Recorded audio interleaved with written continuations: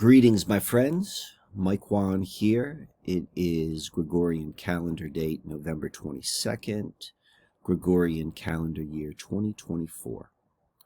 And this video is going to be part 2 to the most recent video I put out, which was titled Amish Witches, Samhain, and Emerging Technologies.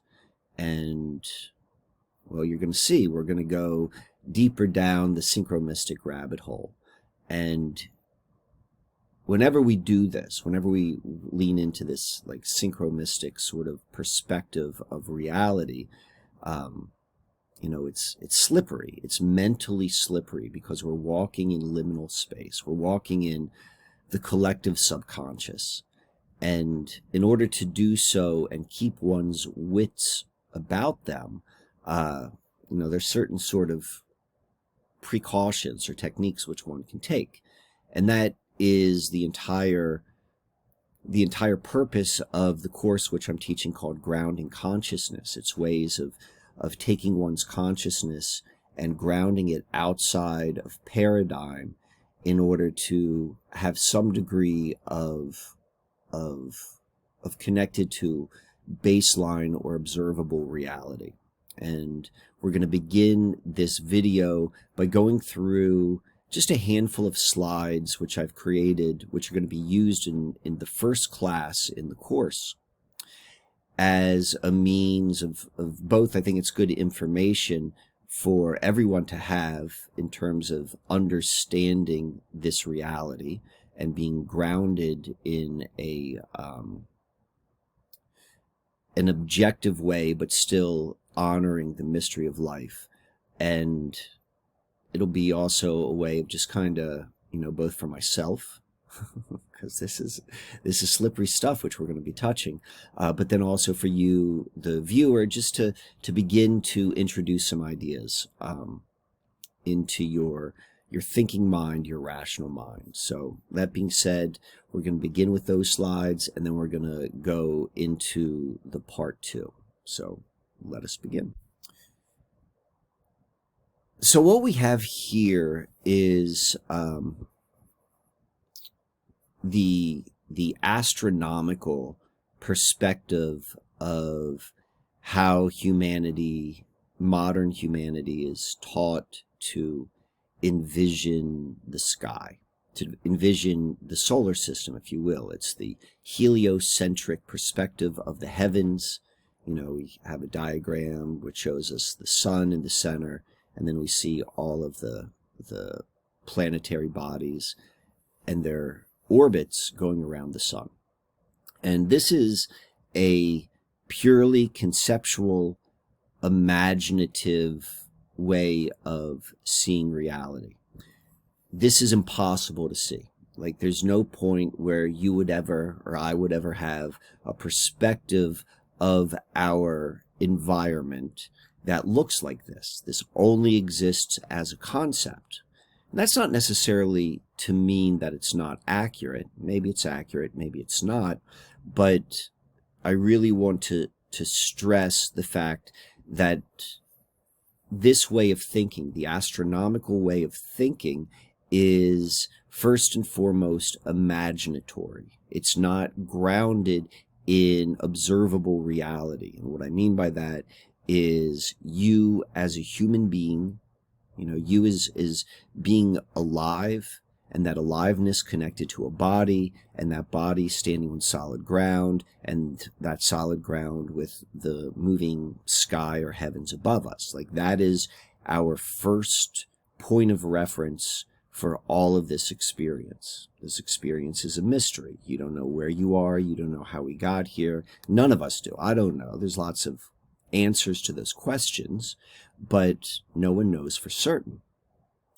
And taking that in consideration with then the indoctrination, which is focused upon perceiving reality first and foremost in just the imagination, it creates a relationship of consciousness which is just not grounded. So this is in comparison to this. And this is a an astrological chart. And this astrological chart is a geocentric perspective of the heavens. And it is so much more experientially real than this. Now, very few people on, percentage-wise on Earth are able to interpret or know what this is or know what to do with this. It's a small percentage of people, and of that small percentage of people, when they would see something like this, they're going to look at it first and foremost as, this is something which I interpret. This is a symbol of something, and this symbol of something is interpretive. And perhaps there's some truth to that, and, perhaps it's something else. But what most of the people who are able to interpret this miss is the fact that this is very, very tangible. In fact, this is the most experiential, grounded way of embodying the witness of being alive in this mysterious experience that we're all sharing together, that being, being here. So let me go and show you what I mean by that. So natural astrology, and when I use the term natural astrology, another way of thinking about it is the integration of astronomy or astronomical thought with astrology, which is more of a perspective of what the heavens may be. And so natural astrology starts here. You looking at the sky, you in a body standing on the earth looking at the sky. And if you found yourself at a place, where you can have a unobstructed view of the horizon, and if you were facing south, this is what you would see if you stood in this place all day and all night. And let's assume that when you did this, you did it when there was a full moon, because what that would mean is that you would be able to see the sun rise from the eastern horizon, and you would see it reach its highest point in the sky, and then you'd see that it would begin to set and fall and eventually disappear beneath the western horizon. And if it was the full moon, what would happen is the moon would rise roughly at the same moment or the same general time as the sun sets. That's just the way that the mechanism works. And you'll see that they follow a very similar type of path, almost going in the same part of the sky, with the moon rising in the east, roughly the same place, the moon reaching its highest point in the moon's dance across the sky, and then the moon would set, very similar to the sun. In fact, all of the planets, they follow this same sort of path. This is called the ecliptic, this path right here. And you would see this path if you were facing south, assuming that you were north of the equator. It would be facing north if you were south of the equator. And this is where natural astrology begins. And each of there are three primary places in this movement, in this dance. And these primary places correspond directly with the astrological chart. This is what the astrological chart is literally showing you.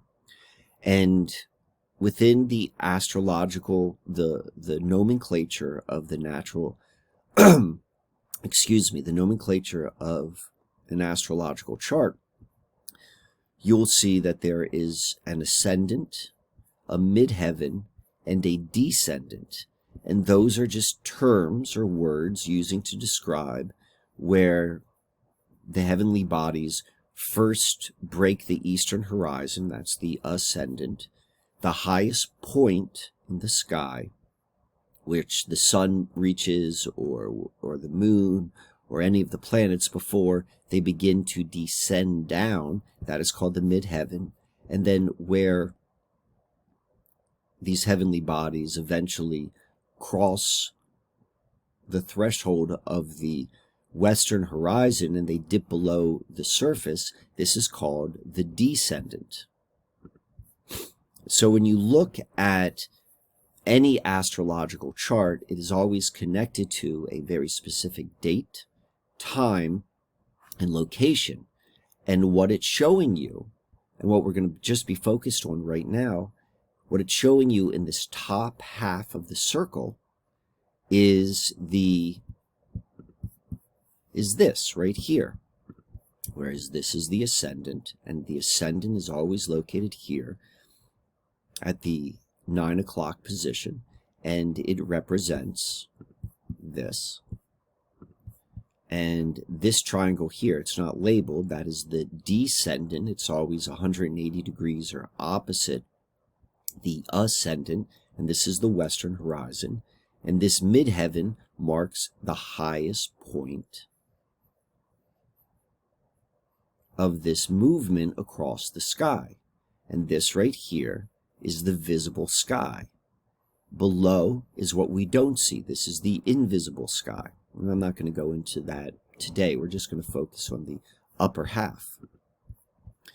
So another way of thinking about this chart, or perhaps the first way, the primary way, the foundational way, whenever you see an astrological chart, before one thinks that this is something to be interpreted, before one thinks that this is like a symbol of something astrological, that we remind ourselves that no, this is something that is literal. And we could think of it this way, like whereas we see this character, this is you, standing on the plane of the earth, looking southern and to the southern, in a southerly direction. That's the same as this. And we have the character right here, and this is the horizon, and this is what they would see in the sky. So actually this is on the vertical plane, going, rising in elevation. The moon is high in the sky. And then this line represents the two-dimensional plane, the horizontal, the horizon. And what we have is a map. That's what this is. This is a map of the sky. And what is it a map of? This terrain. So when we see this, first and foremost, we remember that this is not an imaginatory symbol. Yes, it's imaginatory in the fact that it is just a map, but it is a map pointing to something very real and tangible, which is this terrain. And we begin as a reminder that this mechanism of showing the heavens at any given particular moment, whether it is the moment of your birth, whether it's the moment of a specific event, that this first and foremost is a map of what the heavens look like at that given time. And this is where natural astrology begins, with this grounded awareness of where we are. So now we're going to take a pivot, and we are going to move into part 2 of our story. So as a refresher of what was discussed in the video, which this is part 2 of, and if you haven't seen it, maybe after watching this, you might want to watch that video, the one titled Amish Witches, Samhain, and Emerging Technologies. In that video, I discuss my friend Emily Moyer, who on November the 8th, 2024, Gregorian timekeeping mechanism, she takes me to the top of the Doug Somm Hilltop in Austin, Texas.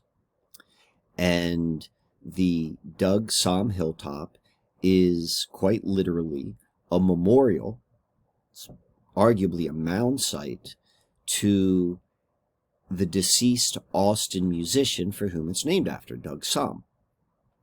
And what I pointed out in the video was just the timing significance of going there right after the conclusion of Samhain, or the Day of the Dead, and just, you know, the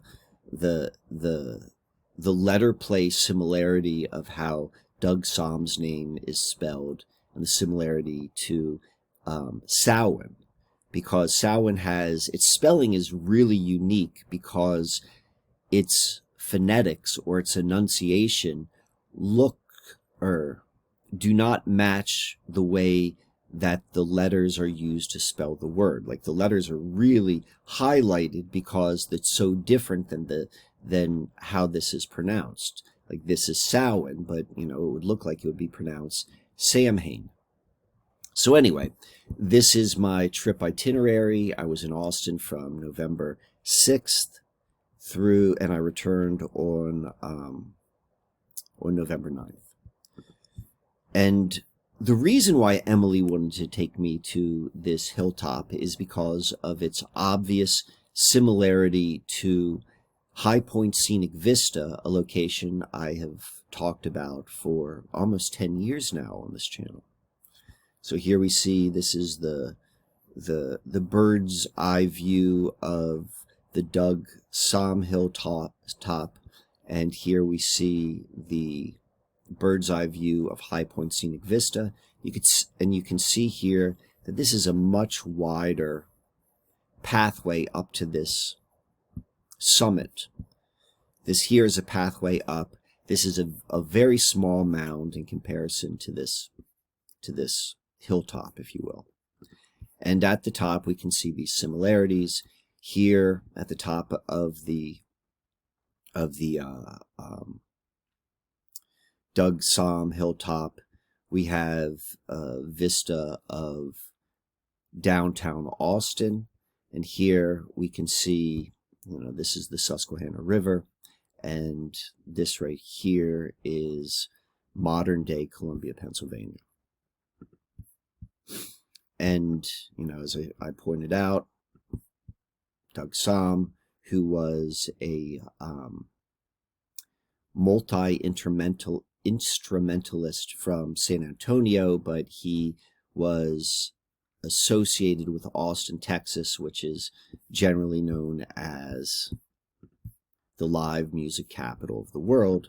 And this is then the fact that we see that there is a death memorial for Doug Sahm. In many ways we can look at him, not just a death memorial, but a death memorial in a very, very prominent location that, you know, Doug Sahm is a symbol of Austin music.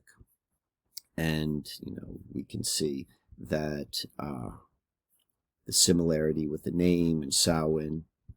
November 1st, it's a Gaelic festival, and Samhain, or the Day of the Dead, which also corresponds to Samhain. Both of these are actually different celebrations of the same concept, which is the midpoint of the sun on its annual journey. It's the midpoint between the autumnal equinox and the winter solstice. And the reason why I made in the video, in the part 1, I made a big deal about arriving here right after Samhain, is because Samhain had been particularly top of mind for me recently, in the days and weeks leading up to Samhain 2024. And the reason why is because in Samhain 2023, when I made this video, which was titled Burial Mounds, Day of the Dead, and something else, which was released in last year, it was about St. Petersburg, my time in St. Petersburg, Florida, and a strange event that occurred on the Day of the Dead last year, and that event's correspondence with the fact that St. Petersburg is known as, it used to actually be known as Mound City, but it's very, very high concentration of mound sites. So from that video, which was recorded in 2023, I included this screenshot of a text conversation which I had with my sister, Jamie. And this was, you could see, November 1st, 2023, the day before recording this video. And basically what that video was about and what the screenshot is about was this chance meeting which I had. And I say that I was at the Fort DeSoto concession stand getting ice cream. And I talked about this in the video put out in September about Hurricane Milton and Milton Hershey, because it was Hershey's ice cream. I somehow mentioned to the guy who was working at the concession stand that I lived in Columbia, Maryland, and the concession guy said that his aunt lived on Farewell Road in the early 70s, and his aunt's name was Betty Jones. But when his 17-year-old cousin, this guy was probably in his 60s, maybe his 70s, his cousin, who was the son of Betty Jones, when he was 17, he died in an auto accident while making a U-turn in Texas.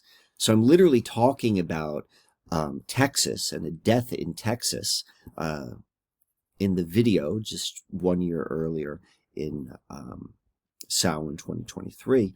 And I talk about that, and then my sister writes back. She's like, did you tell the guy, the concession guy, that we live next door to her? And I said, I didn't even realize that we're next door neighbors to Betty Jones. I knew we lived on Farewell Road. You know, I was 3 years old when we moved away. And I knew that Betty Jones was our neighbor, or was part of our family, because I knew her son was our babysitter. But I didn't even realize they were our next door neighbors. But this is my sister saying, yes, they were next door neighbors. And it was Bruce, her son, who died in the car accident in Texas, and he used to babysit us. And that was the beginning of, you know, a series of events in Florida, which played out, or at least I linked together with the Hurricane Milton and Milton Hershey, which happened nearly a year later. And so leading up to this trip,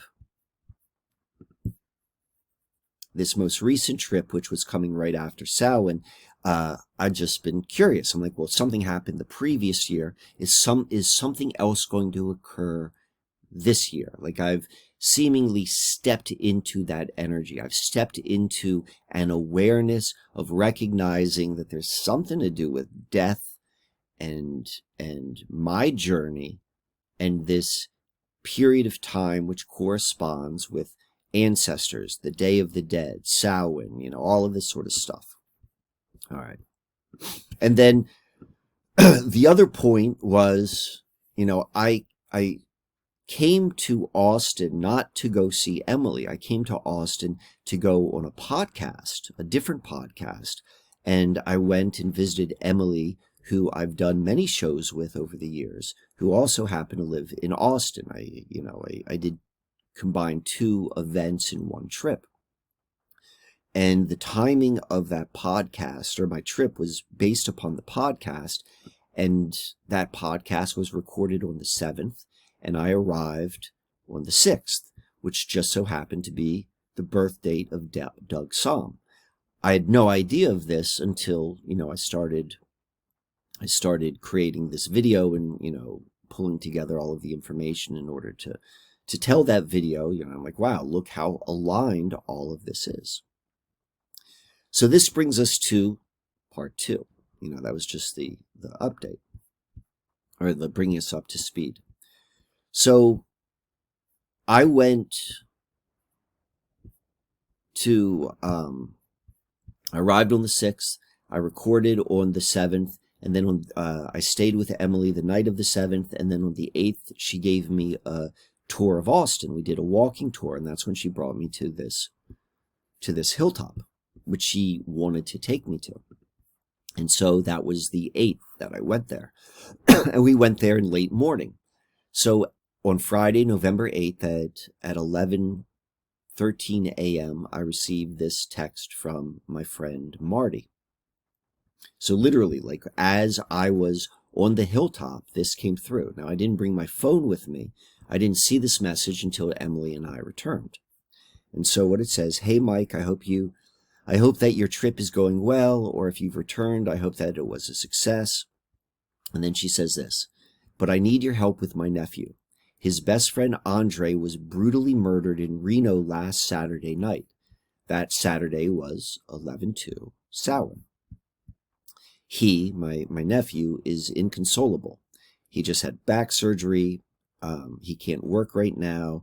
Him and his partner are expecting a baby in February. And I think a conversation with you would be very helpful.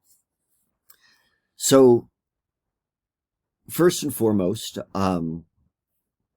Marty is an immensely loyal friend. She has demonstrated to me, and I met her through Susquehannaalchemy.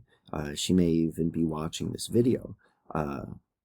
She has just demonstrated a loyalty to me over the past couple years. And so she doesn't ask for much. In fact, this might be the first time she's ever asked for anything from me. And so when the opportunity presented itself that I can step up in our relationship in the same way that she's always been there for me, like I was, I didn't hesitate. Obviously I would do anything in my power to be able to help Marty. But then secondly is, I've never gotten an email like this before or a text like this before. It's not common for me that people say that, there had been a murder, a death, much less a murder, and somehow, like, can I participate or help or assist with it? Like, this is the first time in my life. And then the third level is I'd already been open to, something, some type of connection, interaction during this time period of Samhain with pointing to death, pointing to something about the other side of the threshold, whatever that may mean. And this lines up almost exactly. Well, it does line up exactly. First with Samhain, and then with me physically going to the Doug Samhain Hilltop Memorial. So here's the article. This is what she's talking about. Gunman kills 1 and injures 3 in popular Reno bar. Andrej Kucher was pronounced dead shortly after arriving at this regional medical center. And I want to begin by talking about Andrej. And so Andrej was who was murdered. And I don't know Andrej. I know Marty, and I have since met and spoken to her nephew, and it was her nephew who had Andrej as a dear friend. And so for me, this is 2 levels away. That was my connection to this guy, Andrej. And what I have learned, both in my conversation with the nephew and then also just in reading the obituary, is that Andrej was, he was a special person. Yeah, everybody's special, but Andrej, Andrej had an impact in other people's lives in a very, very big way, in many, many people's lives. And that is uncommon. And often when we think of people who touch many, many people's lives, they tend to be, theoretically up on a pedestal, whether they're a celebrity or a politician or, someone who has this 1-to-many ratio in terms of their interactions. Andrej also had this, but in a very, very down-to-earth way. So before I get deeper into this very, very synchronistic sort of mystery of Andrej, I want to first look at him as a human being and both pay respects to him that way and to all of those who have a large hole in their lives because Andrej is no longer there. And so we'll begin just here. This is the start of his obituary. Andrej has a fascinating free spirit. Andrej lived a loving lifestyle full of joy and adventure. His love of life, family, and friends has touched thousands. We are all so blessed to have shared life with him. If you met him once, you are a friend forever.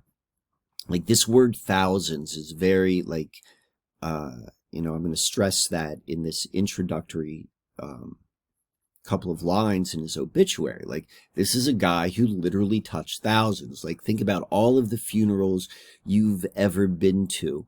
And this guy had thousands of people who showed up to his funeral because he had that much of an impact. He touched people's lives on that level. So, you know, you can pause it if you're interested and read through his obituary, but it kind of walks through his life. He grew up in Connecticut. He showed great artistic promise and athletic promise as a young man. He was a world traveler. He was a dedicated son to his, and brother or family member. His family was very important to him, as was his friends. It said that he lived for many years in Austin.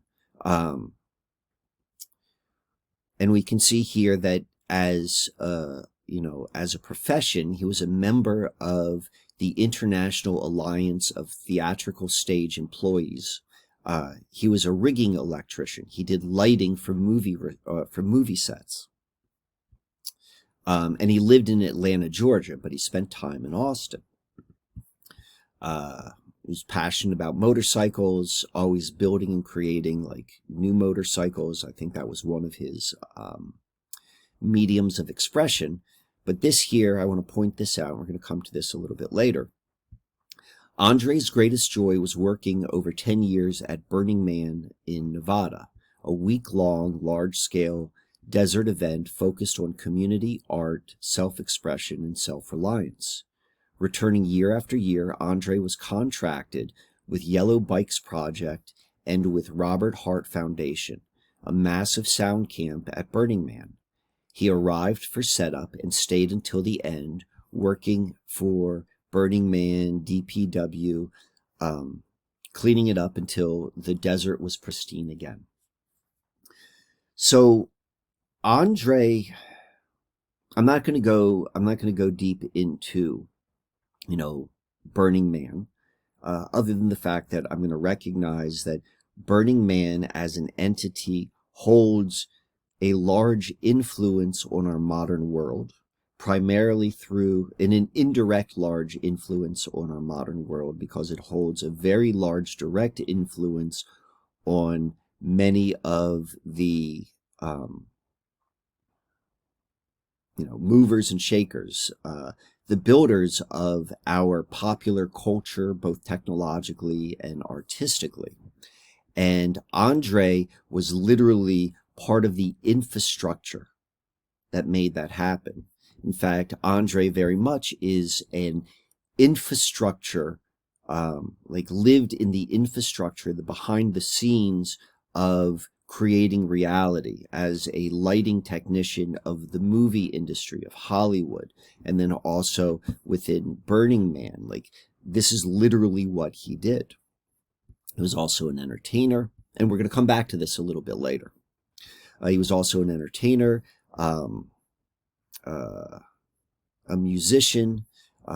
Andrej was so loved by his family. So many memories were made sharing holiday meals, family vacation trips, as well enjoying his parents' patio and fire pit. Parents and siblings could not be closer. Nieces and nephews just loved his playfulness, cool lifestyle, and loving attitude. Andrej had the biggest heart, generous to a fault, and called himself the wealthiest man in the world. Now, I've read a lot of obituaries in my life. I just like to read people's obituaries. When I used to get the newspaper, I'd always like to read the obituaries because I like to learn or hear about people's life stories. And it is common in an obituary where you would see, the portrait which is painted by whomever wrote the obituary. They write about that person in the most beautiful perspective. They're honoring this person's life. And so to call someone larger than life, to call someone like beloved and loved by their family, that's relatively common. But I want to point out, Andrej wasn't just that. He seemingly exuded that to all of his interactions. This guy touched lives on a large scale without having a large scale platform. All right. So that is how we're grounding what we're going to go into with looking at his life. This is was an extraordinary life, an extraordinary human being. And, we, if anyone's watching this who knows Andrej or who knew Andrej personally, I feel that. I feel who he is. So here's another article. Let's first look at this. You look at this picture, for the first time I saw this picture, there's so many ways which we could apply a story to who this character is, right? But now that we know a little bit more about him, perhaps this picture has a little bit, we can gather the context of this man's, his joyfulness in this picture. But anyway, so this is what this article says. 36-year-old Andrej Kucher killed after a shooting at Shay's Tavern in Reno. And the suspect is John Seeger. So now we're going to start to go deeper with this, and we're going to build upon it. So let's just kind of wade into these waters. So here's our context. Our context is understanding and looking at this story from where it began, which is my trip to Austin and going to the Doug Somm Hilltop Death Memorial on the days following Samhain. We've got Austin, Texas, which is the live music capital of the world. The Doug Somm Death Memorial. He, as an Austin musical legend and performer. Andrej, who also connects to Austin, also a musician, murdered on Samhain. And now we've got John Seeger. And we're going to look into another musician who's got a similar name. We're going to look at Bob Seger and his relationship. They're two, let me just pause for a moment. They're two Seegers which we could have gone down this line, because Seeger as a name corresponds to in two directions as it relates to popular music. And popular music is in play because of Austin's relationship as the live music capital of the world. There is Pete Seeger, who was the folk musician, whose music probably ties in maybe a little bit more directly with the Austin music scene. But we're going to go and lean more into Bob Seger for a couple reasons, but most significantly is synchronistically Bob Seger was part of the Silver Bullet Band. For those who don't know Bob Seger, he was a singer-songwriter musician, years active, 60s through the 90s primarily. He's a member of the Silver Bullet Band. So we're going to come back to Bob Seger in a big way in a moment, but we're going to add this. We're going to add this element into it. So this is another article as it relates to the brutal murder, as Marty as Marty referred to it as, of Andrej Kucher. And this article comes from the KOLO website, and I'm assuming this is probably a Reno news station. And so new details emerge in Shay's Tavern shooting. And I want to say that this article, when I read this article, like I read a lot of articles, like I know there's a certain way in which articles are presented, that this article read differently. In fact, I would say that this article read like a film treatment. So let's go through this. The incident began on November 1st, when Seeger and his girlfriend went on a date to Death and Taxes, Provisions and Spirits in Midtown Reno. After spending around an hour there, Seeger suggested they go to Shay's Tavern nearby. Upon arriving, the two found a seat at an empty booth. Seeger wore a large decorative knife and decided to display it before stabbing it into the table in a manner described as theatrical. This is a news story. This is a news story. After this, an employee approached the table and removed the knife, which was laying on the table, and gave Seeger her name and phone number, telling him to call him the next day to collect his knife. The employee told Seeger said that he would kill them, and that he was being escorted, and that as he was being escorted out, he yelled, "You don't know who the fuck you're dealing with," and promised to be back. Once outside, the person who escorted him outside removed a mask that they were wearing, I guess because it was Halloween, and told Seeger that they were going to knock him the fuck out. That person told the police they don't remember what words were exchanged next, but that the noises described as a pop were heard, and one of the victims felt the pain in their leg before falling to the ground. So this was not Andrej. How do we know that? Because the person told the police. So this is someone who was not one of the shooting, one of the people who was injured, but was not murdered. The murdered victim was Andrej. And this, as I said, this reads like a film treatment. Let's continue. And for those of you who do not know, a film treatment or a film script treatment is a multi-page, detailed synopsis of your film or visual project. It contains all the key elements of your film, like the important scenes, main characters, and crucial plot points. And it is written in prose, not as a script. So continued on with our treatment, or what seems like a treatment. The victim later identified Seeger by his facial tattoos in photos taken from his Facebook page. At 1 a.m., Seeger could be seen on the surveillance camera footage holding a gun in his left, outstretched hand. There was a muzzle flash, and a victim fell forward onto the sidewalk. And this is Andrej Kucher. It's confusing because we do not have a timeline or any time date stamp as to when this happened, but now we have, and we know that there was a shooting, there was an initial shooting, and then we see that there are at 1 a.m. that Andrej is shot. A crowd could be seen running to the north and into Shay's Tavern to avoid being shot.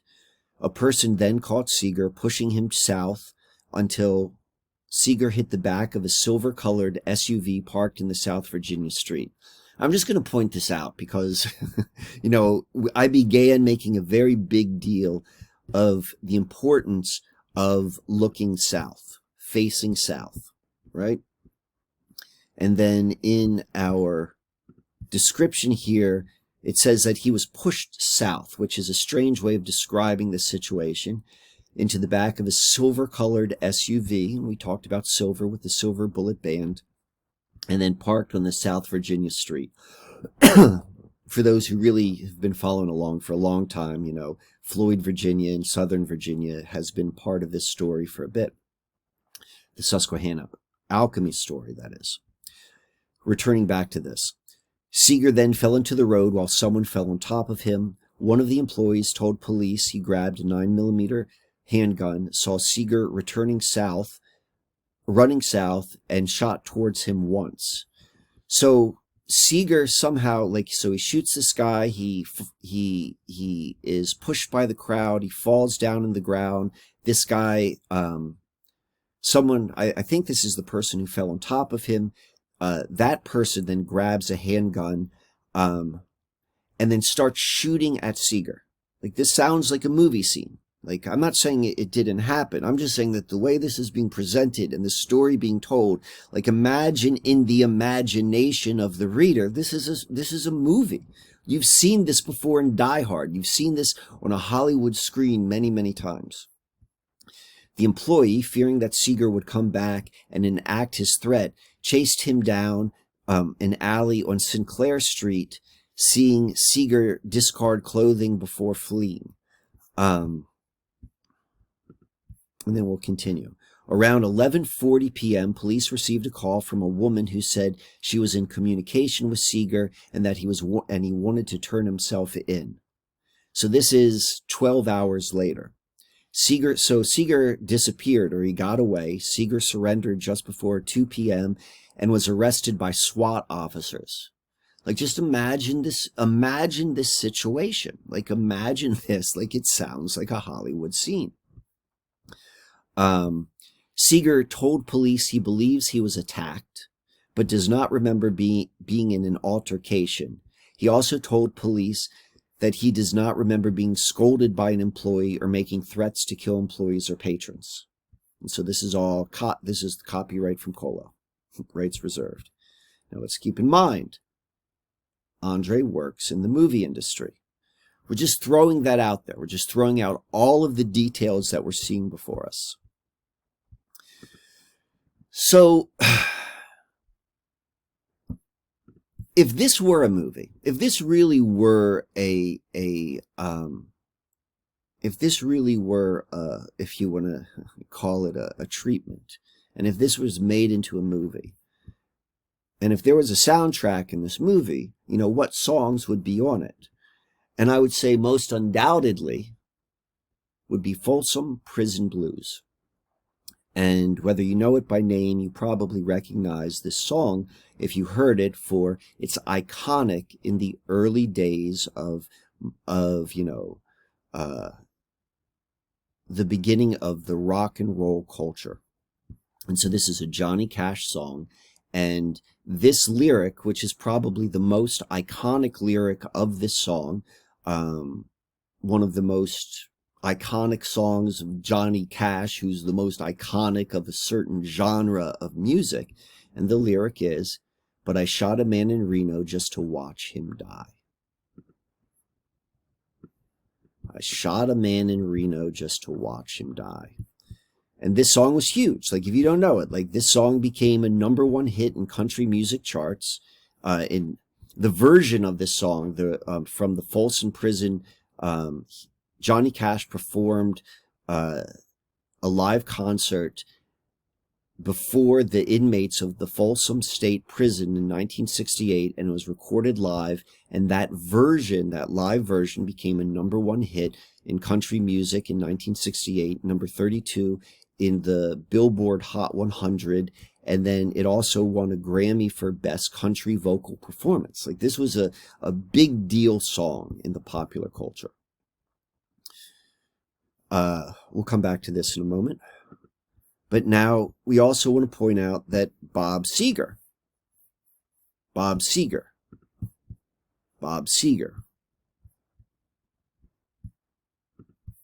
is also in the movie industry in a little bit of a different way, because Bob Seger songs have appeared in 11 of Bob Seger songs have appeared in different movies and TV shows. And 11 may not sound like a big number, but it is. Like, if you were to go and look at the number of pop music artists who have had their music used in Hollywood productions, that's going to be a small group. And then the number of those artists, those that have had multiple songs used in movies, like, they're not going to be many, and very few are going to have 11. Like, 11 is a big number. And then not just that, Two of the songs are tied into some of the most iconic Hollywood movie scenes of, the 80s and 90s, really the baby boomer culture. This one here, from the movie Risky Business that came out in 1983, Tom Cruise, and it was this scene that really launched Tom Cruise from being like a working, successful actor in Hollywood to being at the top of the A-list, the Hollywood A-list. It was this scene that did it in the movie Risky Business, where he lip sings to Bob Seger's Old Time Rock and Roll. Likewise, Bob Seger's song Against the Wind played in the movie Forrest Gump at one of the most significant scenes in the movie, where Forrest Gump, who started this cross-country run, stops running right at the Monument Valley in Utah and has like this change of course. So Bob Seger is also a key member in Hollywood, and both of them play background, are part of the black background of what is required to make a movie. Whatever a movie is in this mysterious kind of realm which we're living, we know that both Andrej and Bob Seger, they play a part in the infrastructure of that industry. And we also know that Bob Seger has a real fondness towards Johnny Cash, right? This song, But I Shot a Man in Reno, the song Folsom Prison Blues, with this lyric, but I shot a man in Reno just to watch him die. That could even be, if this were a movie, that could be the title of the movie. That's the Johnny Cash song, and Bob Seger has a real fondness towards Johnny Cash. In this biography I found of Seger, where it lists his influences on Seger, for his musical influences are listed: Bob Dylan, Rolling Stones, Woody Guthrie, and Johnny Cash. And you could even say that Folsom Prison Blues, which was originally recorded in 1955, the song the version which is best known is the live version recorded in 1968, but the original one is 1955, I would say is a definite, corresponds with Bob Seger's Old Time Rock and Roll song. Like, Old Time Rock and Roll is an ode to a certain time of genre of the music. This was recorded in 1978, and as much as this song is an ode to the beginning of the genre of rock and roll, it's also it's thumbing its nose at the then musical stylings of disco. This was recorded in the late 70s when disco was at its peak. That's one of the lyrics in this song. And so this is a nod and a wink, if not directly, at least indirectly, back to Johnny Cash. And let's go one step further. Well, actually, before we go there, let's not overlook this name Igor. Andrej's middle name is Igor, and Igor is, it's an uncommon name. Its modern context of Igor goes back to the laboratory assistant of Frankenstein. This idea of Igor being the assistant or the behind the scenes or the infrastructure of a Gothic villain of Frankenstein, this is a Hollywood concept. In the original works of Frankenstein, and Mary Shelley, she is the author of the book which the movie Frankenstein was based upon. There was no Igor. Igor is an invention of Hollywood. All right. So now let's go and look at this. This is Bob Seger, 1978, cover of Stranger in Town. And then this is Andrej. And you look at them, and you can see them is, you know, I'm calling them archetypical brothers. They look alike. Obviously the hair is very different here, but there's a similarity there. But where and these pictures are great juxtapositions. Like, this is the only picture I have. There are two pictures I have of Andrej. Both of them, this came from his obituary. The other came from that news article with him with the two beer bottles. So that's all I have to work with. And we can see there's this similarity in coloring, but then also in the nose. You know, they look like they've got similar body types, like size bodies, size heads, coloring, beard, long hair. But this is an archetypical relationship. We can see this as the civilized man, and here we have the wild man or the wolf man of this civilized man. You know, you take this character, this Bob Seger character, out in the bush and just let him be wild, and this is what he's going to look like. You know, the wild man archetype, the wolf man. So much of Hollywood storytelling is communication on the archetypical, the subconscious level of the viewer. And so the wolf man is definitely talking about the wild man, the dark masculine, the wolf man archetype.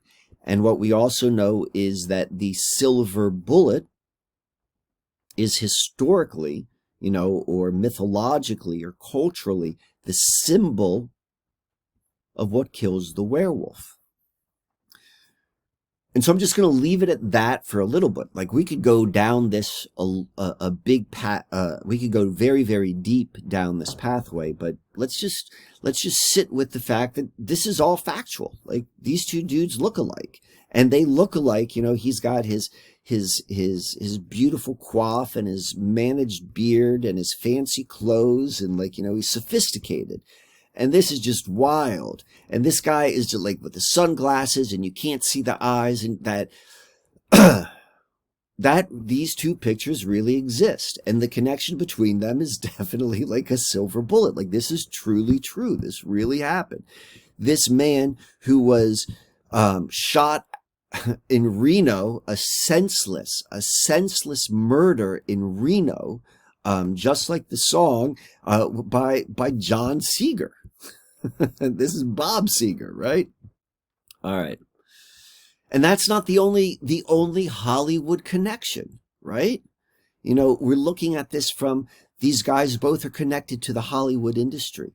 The article which is put out there about this shooting, and people are going to want to read this. Like, it's the reading of that article, you know, the person who reads this, who's following the Colo website in Reno, they're reading this as like a sensationalist piece. This is Hollywood treatment. It's scratching a certain itch in the witness's perspective. We've got the soundtrack. We've got the Igor. And then we see that the idea of werewolf is also a movie industry product. Just as Igor was a concept created, you know, it says right here, a stock character. Igor was created by Hollywood, as was the werewolf, or at least popularized by Hollywood. Unlike that of its close cousin, the vampire, the mythology and folklore of the werewolf was not that well developed until it found its way to the silver screen. It was the werewolf, or it was Hollywood that made the werewolf, that introduced the werewolf and all that it symbolizes into the collective mind. So let's change gears just a bit right now. Andrej was also deeply connected to Burning Man. And so Burning Man has an implied relation to Gaelic culture and sacrifice. And so the Burning Man festival, the festival's founder, Harvey, named the summer solstice ritual Burning Man. I don't believe it's not held anymore on the summer solstice. But I guess maybe in 1988 it was. It was called Burning Man to avoid reference to the Wicker Man, a Celtic pagan practice. The Wicker Man is a large, hollow, human-shaped wicker effigy that was reportedly used by the ancient Druids to burn human sacrifices. So there's a lot to unpack in here. First thing is the whole idea of the Gaelic culture using wicker men to put human beings in there, to lock them up, and then to burn them alive as a sacrifice. You know, there's reasonable evidence to think that that was just a propaganda piece which was put out by the Roman government as, you know, Caesar's armies destroyed the Gaelic culture throughout mainland Europe and then through the British Isles, because that's where the whole Wicker Man human sacrifice first was originated, from the recordings of Julius Caesar. But nonetheless, whether it is a propagandized piece or not, it has become true in the collective mind that that's what the Wicker Man is, and it deals with sacrifice. And as much as this is saying that Burning Man has nothing to do with the Wicker Man idea, the entire Burning Man festival ritual like hinges itself on the burning of a large effigy. So whether or not this is said to be done tongue-in-cheek or not, it's part of it. You know, it's literally part of it. And so when we go and we look at the birth date and the death date of Andrej Kucher, February 2nd, 1988, and November 2nd, 1988, we see that it corresponds to the Gaelic Year of the Wheel, as it's known as, which is the holy days associated with the movement of the sun, the equinoxes, the solstices, and the midpoints. Samhain being the midpoint between the winter solstice and the spring equinox, or no, excuse me, this is the autumnal equinox. That is November 2nd. And then Imbolc, which happens on November 2nd, that happens on February 2nd, is the midpoint between the winter solstice, or Yule, and the autumnal, I keep getting it backwards, and the spring equinox. So it goes autumnal equinox, midpoint, winter solstice, midpoint, spring equinox. And Andrej's birth and death dates correspond with these two festivals. Imbolc, also known as St. Brigid's Day in Gaelic tradition. But again, before we tie this to a Gaelic tradition, before we tie this to a Christian tradition, before we tie it to any of the other cultural holidays, it is grounded upon the reality of there is an observable movement of the sun across the sky,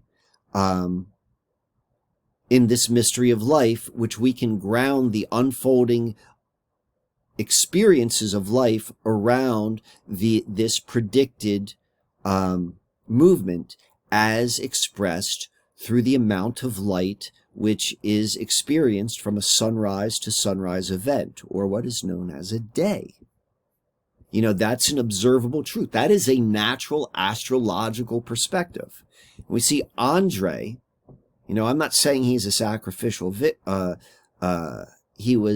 this is part of a large-scale druidic magical sacrifice. I'm also not saying that this is not part of some deep subversive Hollywood magic. I'm just saying these are the facts.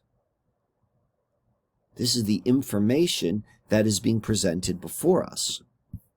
And here we see Andrej again, this is November 2nd. This is Samhain, November 1st. This is the Haitian Day of the Dead. Like, there's so many cultures that particularly place high value on the other side. That's what Samhain is about, what this midpoint between the autumnal equinox and the winter solstice is, the crossing over the threshold between the living and the dead. That's what this period of time is about. And we see Andrej Igor Kucher, his life and his death correspond perfectly with this Gaelic tradition, and he is deeply connected with the Burning Man festival, which has its roots in a Gaelic perspective or culture, and his death reads and plays out just like a Hollywood movie, and he was deeply connected also with the Hollywood industry. The ability to observe without evaluating is the highest form of intelligence. Natural astrology is the practice. Following natural astrology is the practice of grounding consciousness outside of the paradigm's indoctrination in order to be at the right place at the right time, to integrate directly with the movements of life as defined by the movements of the heavens without defining what is going on. So, Burning Man is intimately linked with technology. It is obviously linked with art and creative expression and all of those other pieces, but its technological connection is deep on many, many levels. And the level which I want to talk about or focus on right now is the level of Burning Man and its relationship with Silicon Valley, the other creators of our existing technological experience, and then the future coming technological experience. And there's also correspondence with psychedelic use and what that does to consciousness. What I want to point out right now is me as the, if you will, the narrator or the storyteller or the, the guide of looking at this Andrej Kucher story a little from a different perspective. I'm the witness. I'm not really part of it. My connection to this is only from a friend's nephew. It's the only reason this was brought in my consciousness. But this fits in hand in glove to what I've been talking about and studying for many, many years. And part of part one was the correspondence between Austin as a technology hub and this area right here as becoming a significant technology. Just in the last 60 days, its role of becoming a key infrastructure player in the upcoming technological future. But I've been talking about technology for years. And you can see right here, these slides or these flyers, these one-pagers, 2016 is when I created this. And it's the 100-year transition from the singularity, the first computer, to the singularity. I made this in 2016, and I'm already calling 2020 the next big shift, not knowing what it would be. 1945, the first computer, nuclear power, and Enochian magic. ENIAC, dedicated to the god Pan, the god of the wild man. I'm talking about computers and technology and the wild man from the very beginning. Talking about ENIAC, nuclear power in the Susquehanna River back in 2016, and its relationship to the baby boomer. And in here, I'm specifically talking about 3 Mile Island. In fact, here's a presentation I created in 2018 called the River Consciousness Project, exploring the potentials of conscious living with flowing water. And in that presentation in 2018, I'm talking about 5G, AI, smart grid, CERN, geoengineering, GMOs, breakdown of society. I'm talking about technology being used to influence a certain unfolding of reality, which ties it hand in hand with Hollywood in creating a certain reality, as does the Burning Man culture. So the fact that I'm the witness of telling the Andrej Kucher story, whatever it may be, really doesn't come, at least to myself, as a surprise, because this is the sort of information which I've been focused upon for some time. And as I said in an earlier video, or pointed out, that on the autumnal equinox of 2024, it was announced that 3 Mile Island just signed a deal with Microsoft where Microsoft will return on the 3 Mile Island nuclear power plant, the same 3 Mile Island I was talking about right here, to power their AI quantum computer data centers. And this is happening right on the Susquehanna River. This is 3 Mile Island. This is where it's taking place. I didn't talk about in this video, but in the other one, I talked about the MAPS vaccine plant, the cutting edge plant for GlaxoSmithKline, which is going to happen right here. And all of this is on the Susquehanna River. And it's right here at High Point Scenic Vista. High Point Scenic Vista. This connection is right there. And so I'm going to wrap up this portion by saying again, the ability to observe without evaluating is the highest form of intelligence. And for me, what this means is, as we are looking at all of these connected nodal points, and the fact that you are witnessing what I am witnessing means that we're all witnessing together. And this realm is an observer-fueled reality. That doesn't necessarily mean that observing it makes a certain reality occur. That certainly happens. But the observer changes the outcome. And change means there's a lot of potentiality. A lot of potentiality of what the future may hold. And so to be able to see life at this liminal level, grounded in the most objective, that's the word I'm looking for, objective truth, meaning a truth without contradictions. The moment we start to give narrative to anything, there comes contradiction. But when we can look at something as it is, there's less likely for contradiction. By doing that, something happens. And that's what Dennis Rodman was such a great example of. For he is the perfect example of how he studied the basketball, the literal basketball, and it got him into the right place at the right time, possibly better than anyone in the history of professional basketball.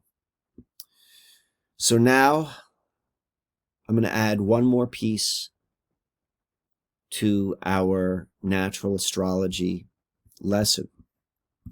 So this here is a picture of the night sky taken on November 8th, 2023 in St. Petersburg, Pennsylvania. And keep in mind, this picture was taken 7 days after this experience. I'm at my sister's house in St. Petersburg. That's where all this takes place. That's where this picture was taken. That's where this picture was taken. I was at my sister's house. And this here, as we talked about, this is represented by this. And this is a map of a very specific location at a very specific time. And this map right here is November 8th, 2023, 6:15 a.m. in St. Petersburg, Florida.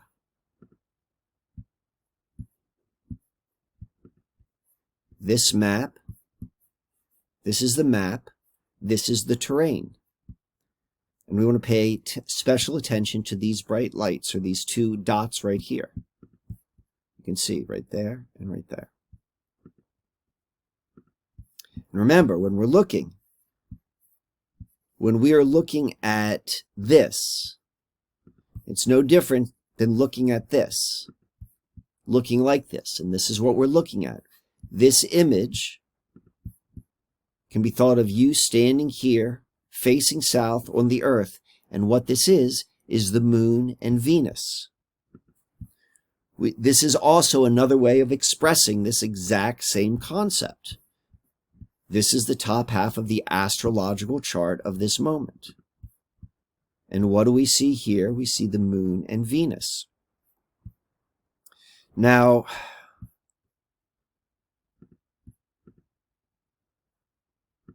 I'll save this for another video. This part about the houses. Or you take the class. This is one of the things we cover within the class. I've taken this image and I've taken away the visual noise, all the things that don't matter for what we're looking at in the image. And what we have left, I've taken away the visual noise, and we've just left ourselves with this top half of the circle and this line representing the horizon, and we're facing south, so the east is to our left. We see the moon, and we see the Venus, and we see the sun is beneath the horizon. You see the sun right here is beneath the ascendant. And so that makes sense because it's 6:15 a.m. and the sun has not risen yet. It is just below the surface. But you can see the signs of the sun are beginning to rise. We can see there's the moon and there's Venus, and there's moon and there's the Venus. And we can begin to connect ourselves in consciousness first and foremost, and understand what we're looking at in actual reality is very literally given to us in an astrological chart. And so when we think of the environment which we're having our life experience, this doesn't serve us in grounded reality, but this does. But to look at this first as an astrological chart to be interpreted is to miss the point. We want to first look at this as our grounding in reality. And then if you choose to go into interpretation, that is fine. But as you are aware of what it truly is, you ground yourself so you can move more with greater sure-footedness. And here we see the same concept, the same image, illustrated again and again and again in all the different ways. So, my friends, thank you for sticking around for this video. We covered a lot here. There are 2 spots at the time of the recording of this video. There are 2 spots left for grounding consciousness.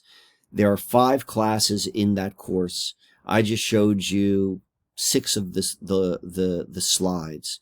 That will give you a feel of the type of information and the approach. We will be looking deeply at astrology, deconstructing what it is not, what it is. We will be understanding astronomy from an embodied perspective, and we're doing this all for the purpose of being able to ground our consciousness in reality, in objective reality, as things are going to get weird and weird, and as they get weirder and weirder, If you do not have something inside you, in your mind, which is grounded outside of the dream, this is just like that movie Inception. Without it, the likelihood of being confused, lost, taken for a ride is much greater.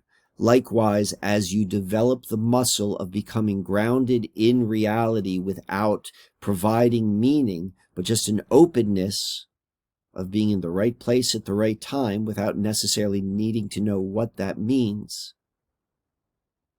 you will develop that in consciousness and then in experiential reality as a inner map guiding you throughout the days that are to come. So the bottom of, or in the text of this video, you could see some links. Send me an email if you have questions. Follow the Linktree link if you want to sign up. I'll probably have a part 3 to this video. Definitely comment. I greatly enjoy hearing what people have to say. As I indicated, this whole thing came from my friend Marty, and the only reason me and Marty were able to link up is because Marty responded to these videos. So it is definitely significant from my perspective, the interaction and the connection I have with the viewers of them. So with that being said, take good care. This is mkwann, and I am checking out of this video.